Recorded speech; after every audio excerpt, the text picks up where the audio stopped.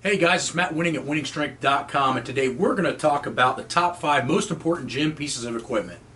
Now, if you guys are really getting into training and you really want to push the limits, I highly suggest you go on to WenningStrength.com and get the minimal equipment manual.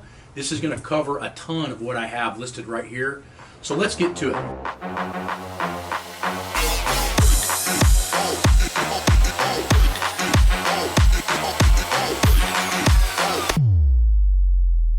The first thing you're going to need for any minimal gym, whether it's a garage or whatever, is you're going to need a quality bar.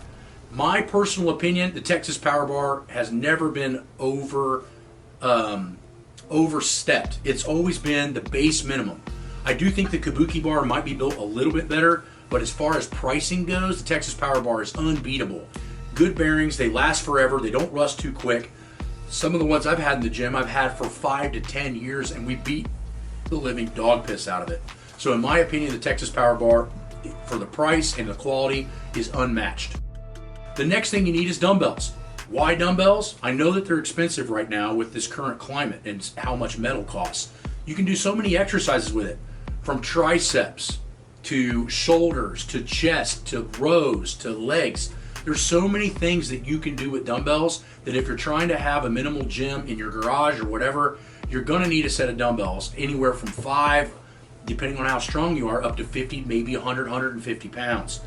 Those take time to get, but dumbbells are crucial to have as far as the top most needed equipment. The next thing, as far as price and availability and adjustability to different exercises, is bands. Bands can be used for so many things, and when treated with proper care, they can last anywhere from a year to 2 years. Some of the bands we have in the gym, when they're taken care of, they last anywhere from 24 to 36 months. And now the bands are so much cheaper, it's a no-brainer. So don't get on WenningStrength.com and message us and say, hey, I got this manual, but I don't have any bands. I don't want to hear that shit. Bands don't cost that much. So if you don't have bands, buy. The next thing you need is a quality rack. Now, a quality squat rack is going to allow you to squat, do pin pulls, floor presses, built-in spotting. When you use adjustment chains, you can also put chains on the top and do concentric work or adjustment pins. There's just so many things you can do, pull-ups. But I think a good solid rack is key. Now, there are a handful of good companies that make good racks. We personally don't make them, but I will list who I would do if I were making good squat racks. 1, Sornex.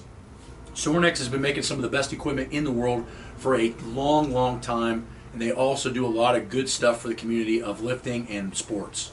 The next one I would say is Elite FTS. Elite FTS is pretty local here. They probably build the next best high quality shit I have seen and used. So if it were me, I would spend the money on a quality rack that's going to last a long time. And what you really want to look for is the coating, right? The metal is important, no questions asked. You want to buy something that's stout, but you also want to buy something that's coated well and doesn't rust. Because for most people that are on a budget, you want to be in a place where you don't need to have it heated or cooled all the time, and it can get a little condensation and doesn't get screwed up. Sornex and Elite FTS fit that bill and use great quality products to finish and make their stuff look good and last a long time. The next thing that you need, and the last thing that you need, which is the most important thing, is books.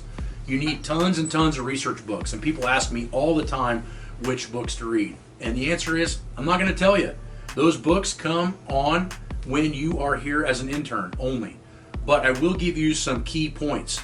Anything from the Eastern Germans from the 60s to the 80s, anything from the Soviet Union from the 60s to the 80s, and anything that's done with Eastern Bloc, Chinese research, any of that stuff is going to be top notch.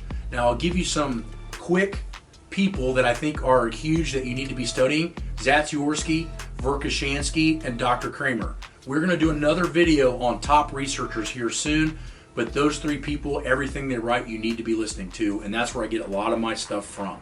So go visit WenningStrength.com, check out the manuals, look at all the research papers that we have on that, and then check us out for online coaching where we're going to give you the best bang for your buck as far as workouts are concerned. Talk to you guys later.